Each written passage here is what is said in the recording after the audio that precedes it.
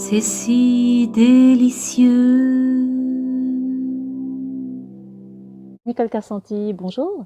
13e vidéo de la série Si délicieux. Aujourd'hui, je vais aborder avec vous les oméga 3.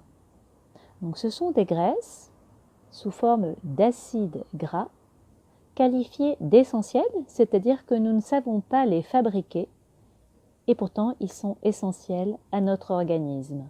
Donc, nous devons les rechercher dans l'alimentation extérieure. Alors, ces oméga 3 œuvrent pour notre santé. D'abord parce qu'ils entrent dans la composition des membranes de toutes nos cellules nerveuses, donc tout ce qui est protection du système nerveux, constitution du système nerveux chez le fœtus, chez l'enfant, et protection du système nerveux en particulier chez la personne âgée, mais également prévention des dépressions par exemple. Également, ils protègent tout notre système cardiovasculaire en diminuant les triglycérides dans le sang, en fluidifiant le sang, en faisant baisser la pression artérielle et en ayant un effet anti-inflammatoire par rapport à un terrain inflammatoire qui pourrait être excessif. Donc leur rôle santé est majeur. Et cependant, il y a un problème avec les oméga 3, c'est qu'ils sont rares dans notre alimentation occidentale et qu'ils sont face à une autre famille d'acides gras qui est, elle, beaucoup trop présente dans l'alimentation occidentale. C'est la famille des oméga 6, que vous pourrez par exemple trouver dans l'huile de tournesol ou de maïs. Donc pour vous dire, le rapport idéal que nous devrions avoir, ça serait entre 3 et 5 molécules d'oméga 6 pour une molécule d'oméga 3. Or, nous arrivons à 18, 20, 30 molécules d'oméga 6 pour une molécule d'oméga 3. Donc il y a un très gros déséquilibre. Et c'est ce qui peut provoquer, d'ailleurs, favoriser un terrain inflammatoire. Alors, où les trouver? Nous avons déjà la source végétale qui va être dans les graines oléagineuses, donc toute la famille des noix contiennent des oméga 3, mais également les autres graines oléagineuses, les pistaches par exemple peuvent en contenir, un petit peu dans les amandes, les noisettes. Également les graines de plantes, comme le lin, le chia, la cameline, le colza, ces petites graines. Donc souvent vous allez trouver cela en huile, et l'huile la plus facile à utiliser va être l'huile de colza.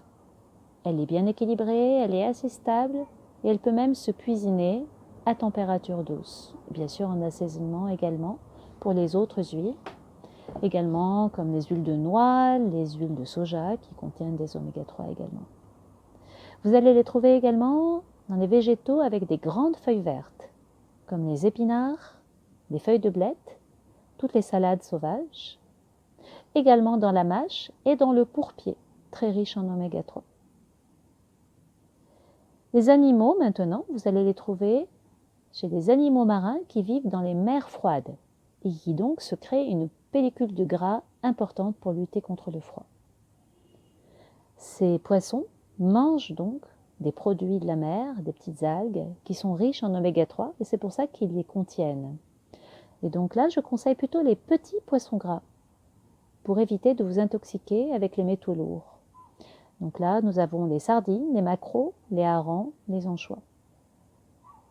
Également en produits de la mer, d'ailleurs, il y a des algues qui sont riches en oméga 3, elles sont riches en DHA. Cependant, elles, vous allez plutôt les trouver en capsules, en complément nutritionnel. Difficile à trouver sur le marché comme ça. Également les animaux terrestres, s'ils ont mangé des oméga 3. Donc ça va être tous les animaux qui ont mangé de l'herbe naturelle en allant paître, ou les animaux qui ont été nourris avec une partie de leur alimentation sous forme de graines de lin. C'est ce que vous avez par exemple dans la filière bleu-blanc-cœur. Et cela peut produire donc des animaux qui ont des viandes riches en oméga 3, mais également du lait, des œufs, du beurre. N'oubliez pas, pour ces oméga 3, il faut être prudent dans leur utilisation, il faut les garder à l'abri de la chaleur et à l'abri de la lumière. Donc je conseille plutôt de les garder au réfrigérateur. Pour ce qui est de la cuisson, utilisez plutôt des cuissons douces parce qu'ils s'abîment de nouveau à la chaleur. Voilà, je ne sais pas si j'ai fait le tour, mais vous pouvez bien sûr me contacter si vous avez besoin de compléments, d'informations. Et puis, j'espère que vous allez vous régaler en intégrant ces aliments dans votre alimentation. À bientôt!